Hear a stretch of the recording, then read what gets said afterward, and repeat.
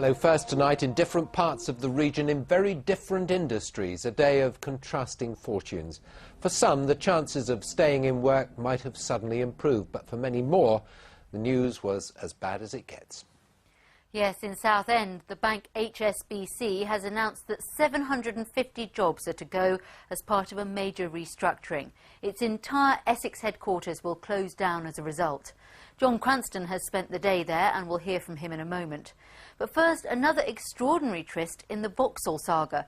For the last 8 months, our reporter Nikki Jenkins has been following the fate of the 1,500 employees who work in Luton. Since March, they've been told their plant would be sold off. But late last night, all that changed. Nikki is outside the plant now. Nikki. Thank you very much, Susie. Well, one worker described this saga as having more twists and turns than an Indian soap opera, and this latest essentially brings it back full circle. Originally, Fiat were considered to be the favoured buyers. Then along came Magna, and then came the Belgians. Remember RHL International? But no, they decided Magna were the ones. That was if the European Competition Commission didn't object to the German deal. And then today, it's all off. Well, workers must have been spinning when they awoke to the news this morning, and as if it wasn't surreal enough, they also awoke to a visit from the Children in Need Pudsey Bear, so I tagged along to see how they were feeling. After almost a year of uncertainty, would Vauxhall workers finally feel their futures more secure and that they could afford to be charitable? Fantastic news yesterday. I think, yeah, there's a remarkable difference in people's attitude today, and more people having a cup of tea and relaxing more than they would. So yeah, definitely. We don't know exactly what's going to happen, but yeah, it feels like a good decision.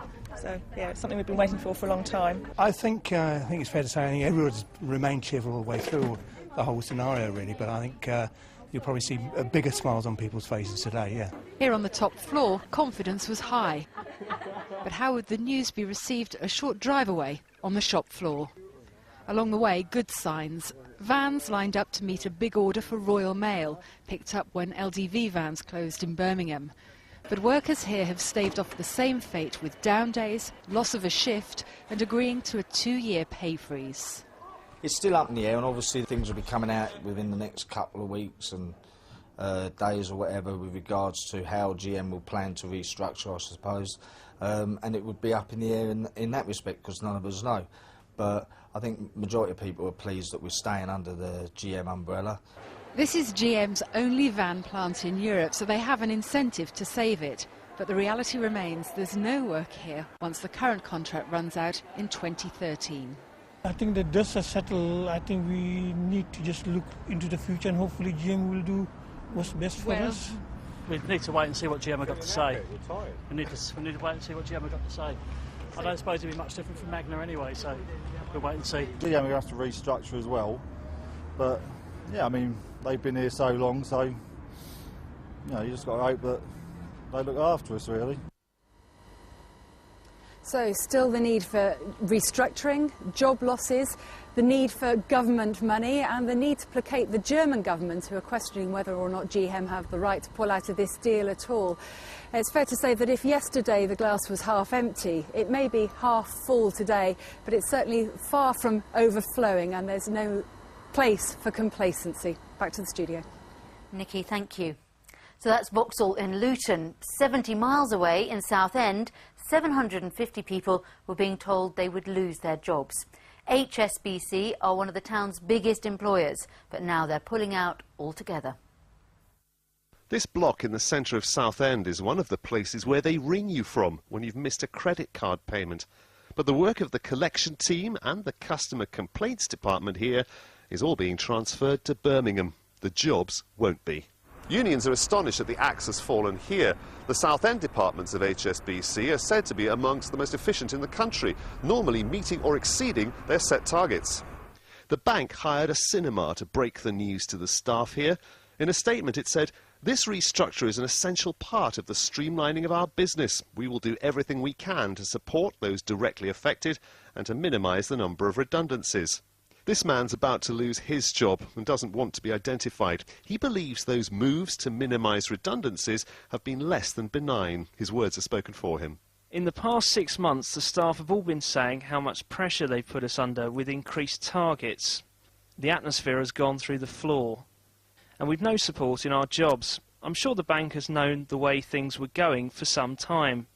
They've been doing this just to try to get people to resign so they can save money rather than pay for redundancies. A quarter of the financial services jobs in Southend will be lost at a stroke. There is government investment in the area, but plenty of empty offices too. This is a blow, but because recently we have been getting jobs coming into the town. We've got over 1,200 jobs come through, and we are certainly very disappointed this has happened, and certainly HSBC could have seen the potential that's here and the regeneration that's going on. The council's committed to helping those out of work. It's contacting HSBC staff, but time is short. The first jobs are due to go just after Christmas. John Cranston, BBC Look East, Southend. Well, our business correspondent Richard Bond is here. Let's start with the financial services, which are very big in this region, HSBC. Is that the end of it now, or are more losses in the pipeline, do you think? There may be more job losses, but overall I'm very impressed how well financial services jobs have held up in this recession so far here in the East.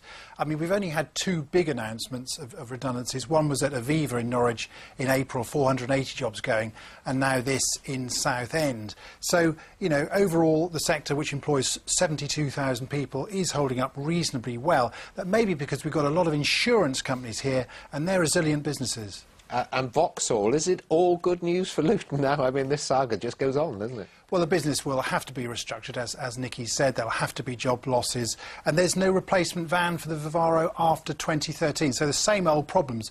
On the plus side, I think GM as a business is much more focused on commercial vehicles, which is good for Luton because they make commercial vehicles. And also, I think if GM needs to close factories in Europe generally, I think there's more chance it'll look at closing them in Germany than Magna, and that could take the pressure off Britain and Luton. And until 2013, that's the end of the story, we think now, do we? Well, I'm sure there'll be pressure on GM to look at replacement vehicles for the van in Luton. Richard, thank you very much.